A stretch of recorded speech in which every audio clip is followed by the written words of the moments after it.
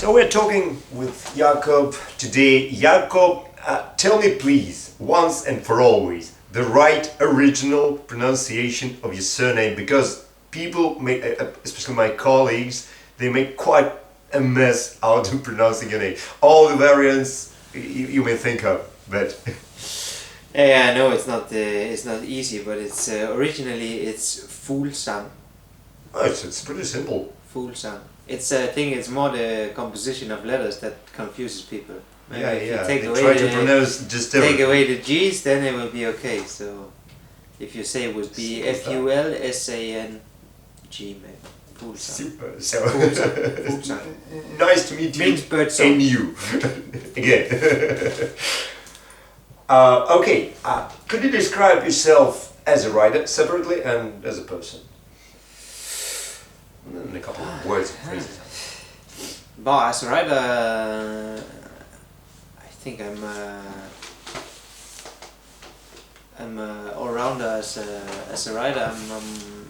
I'm not really terrible at anything, maybe except sprinting, but for the rest I'm quite average on everything. Maybe tending a little more to be a climber than to be a cobblestone guy, but in some cases also turned out that I've been doing really good on the cobblestones, on the rough stuff. We're pretty So, impressed.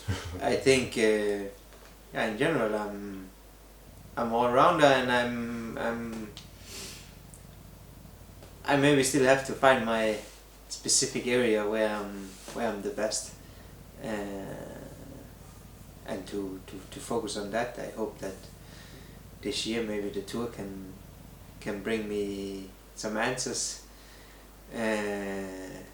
because until now I've been going for the GC and for general classification in stage races, but also with the second place at the Olympics, you maybe start wondering, okay, is it maybe smarter just to go for one-day races? So for now it's going good in many places, and yeah, so I guess all round.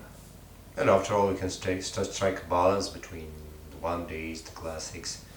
I think anyway they are different parts of the season, so it's still possible to try and to do good in both, and I believe maybe one thing doesn't eliminate the other, but of course if you really want to reach the top, you probably have to do some sacrifices in one way or the other. The classic you like most? The classic I like most, for the first time I did last year I did Flandern, and that was a brilliant race. Was such a nice race to do, and I would love to go back there one day. It's not gonna be this year, but in the future I would love to go back there. But apart from that, Lombardy in the end of the season, especially the old parcours, was one that I really liked, and then also Liège-Bastogne-Liège is a nice one.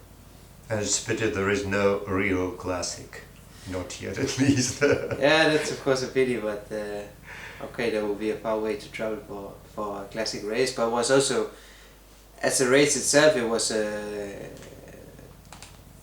from my point of view, it was a fantastic race and a fantastic parcours, and a parcours that had everything.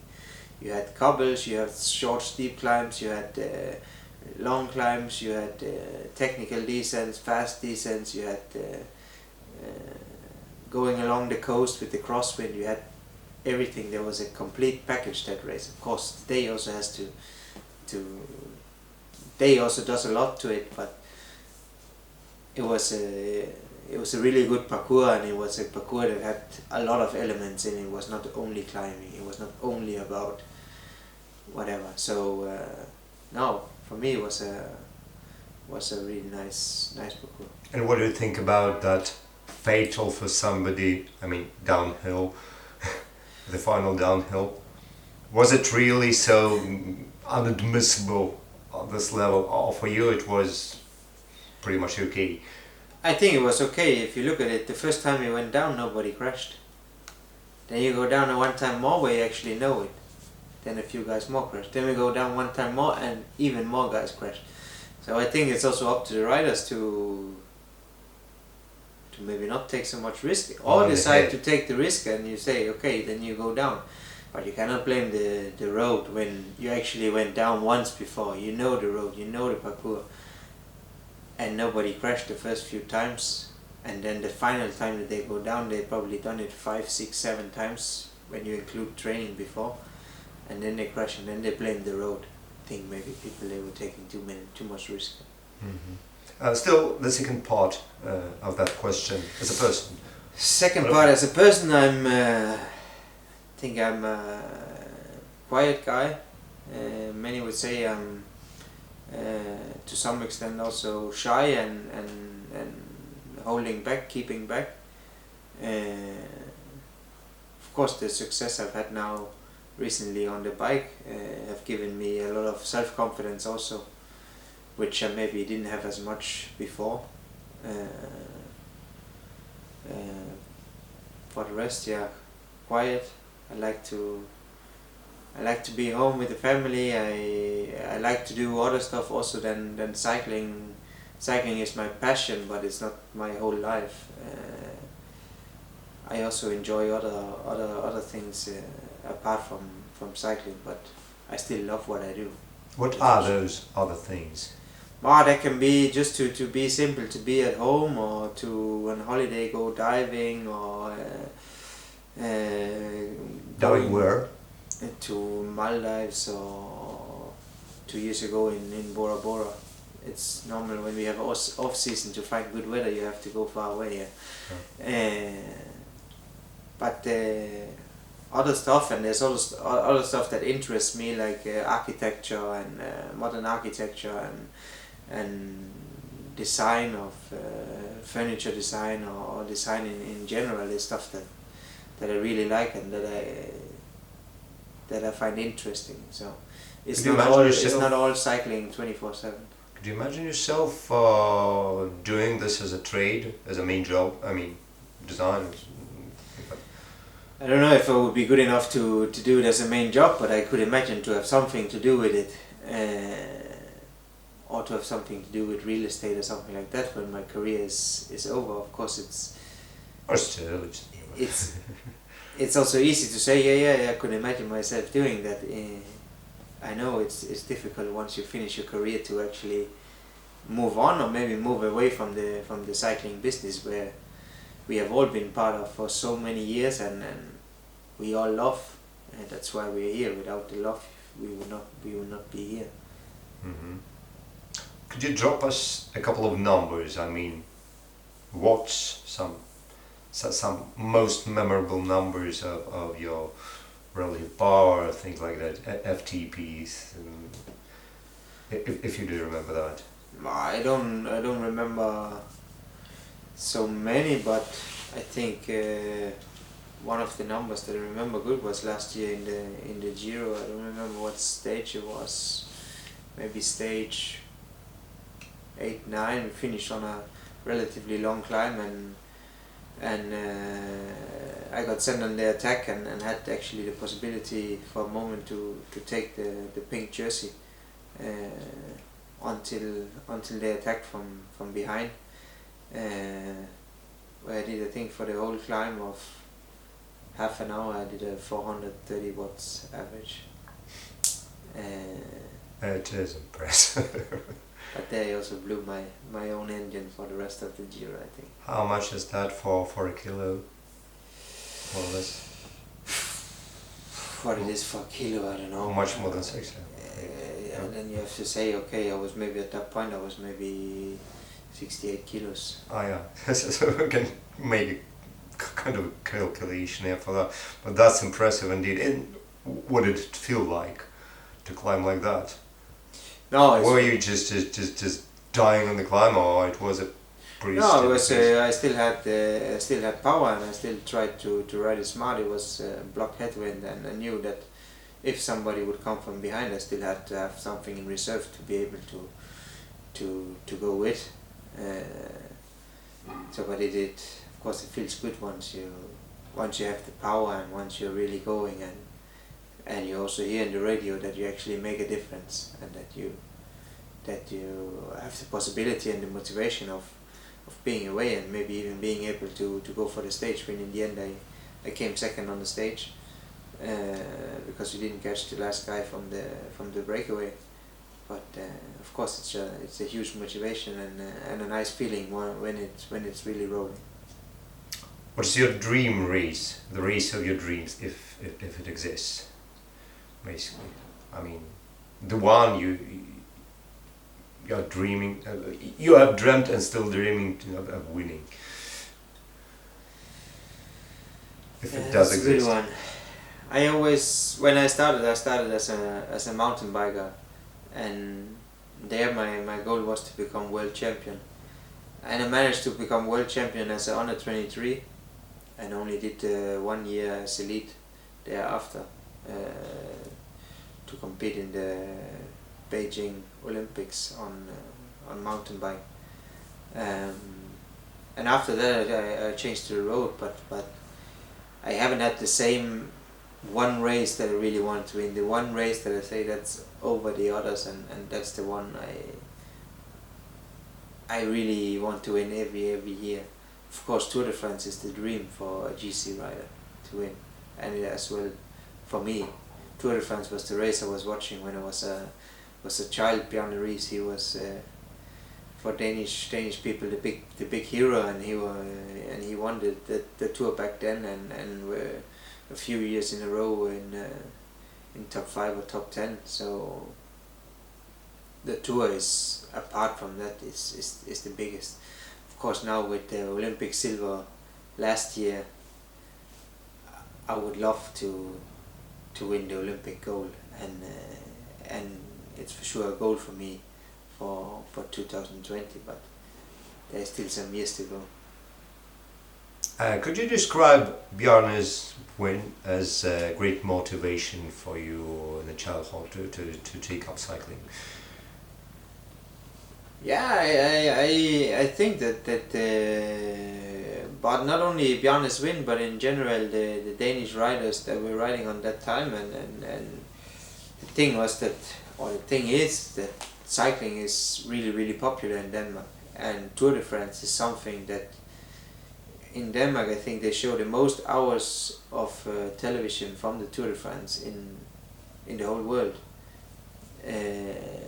every year. And that of course influences one and influenced me when I was a kid, that there was so much Tour de France, and it's during the school holidays, so you could watch Tour de France basically all day long, and again in the evening, and the studios afterwards, and the whole thing just was something that I really liked. But I started as a mountain biker, as I said, but always had the dream, especially because of the Tour de France and the Danish guys that were riding back then, that I wanted also to try to do road cycling one day. Could you describe cycling as a national sport for a Danish?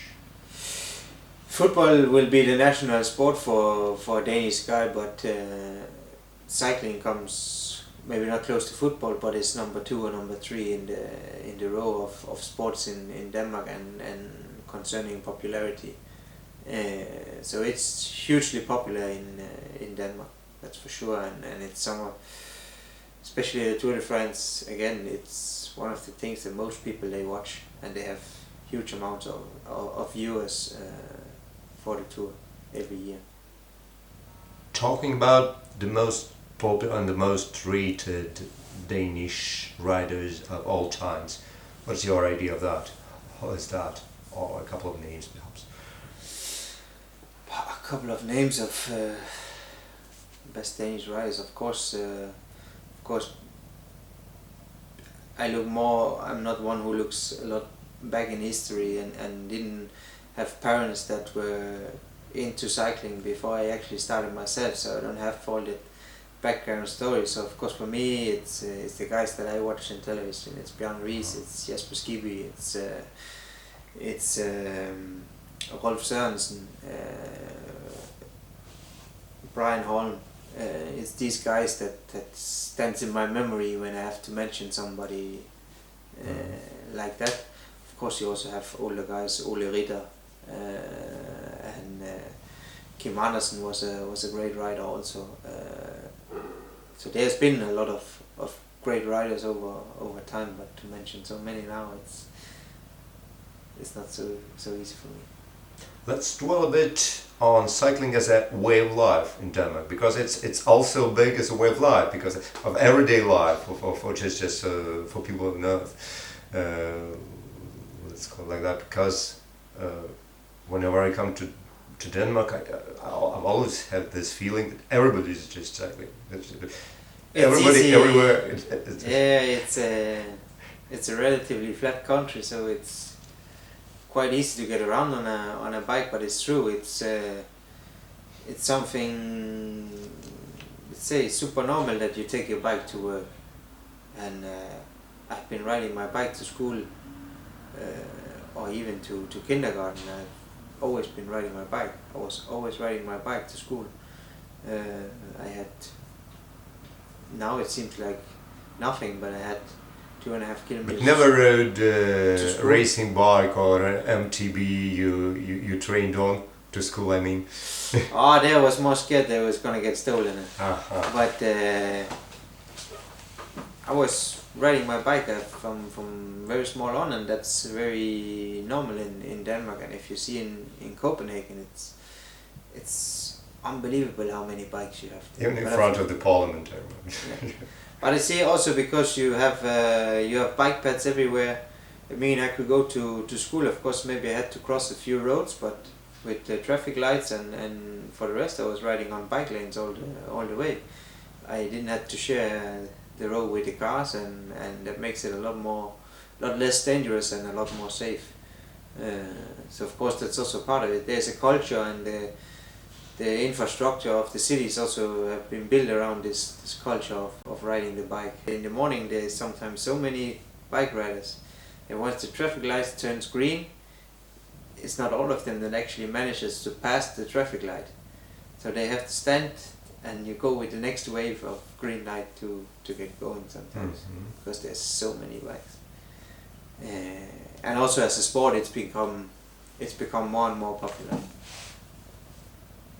So it's growing, still growing. It's still, I believe it's still growing, and I think in the end all over the world cycling is growing, and cycling has become, together maybe with sports like triathlon and other stuff, it's become something that everybody can do, but also something that people say is the new golf, that people also with good money and people that are aware of their health, it's something that they do, it's something that's easy, it's something that's not hard on the joint for the body, so it's something easy, and you can go in 5 minutes if you want, you can go in 3 hours, you don't need to be 20 friends to maybe be able to make a match. You just go and you ride your bike as you want. You can go with 20 people and do a race if you want,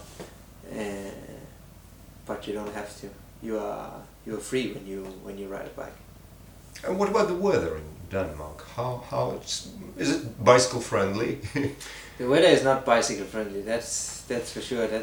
It's not. But I mean, you can manage a lot with some rain clothes, and if it's only to do 5 kilometers to and from work, then it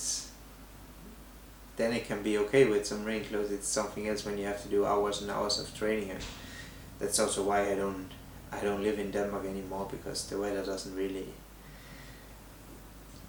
it's not really optimal for a professional cyclist who has to go and do training every day. And yeah, you have to get to maximum quality after all. Yeah, you have to get the quality in the time. It's not a pastime. And also the mountains are missing. Where do you live now? Now I live in Monaco. Have all the mountains you want, have good weather. What about the driving habits? I mean, the locals and the tourists. Well, of course, there you have car drivers that don't like bike riders. That's for sure. I sometimes to some extent I can understand. It's maybe also not all bike riders that make it easy for the car drivers, and and you also have to respect the cars on the road. But in general, I think it's quite okay.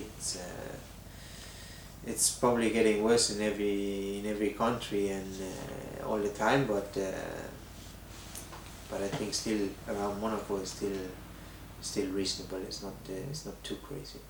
Still coming back for a moment to Denmark. What are the places you'd recommend visiting? Apart from Copenhagen, that everybody would like to visit, and which is a really nice city. Then of course the city where I come from, Silkeborg, is also a super nice city with lakes and a lot of forest around, and a cozy little city with 50,000 inhabitants. That's the place where I think it's super nice there because of the lakes, and especially in the summer it's hugely popular, and close by we also have the highest point in Denmark, so you can see how flat it actually is.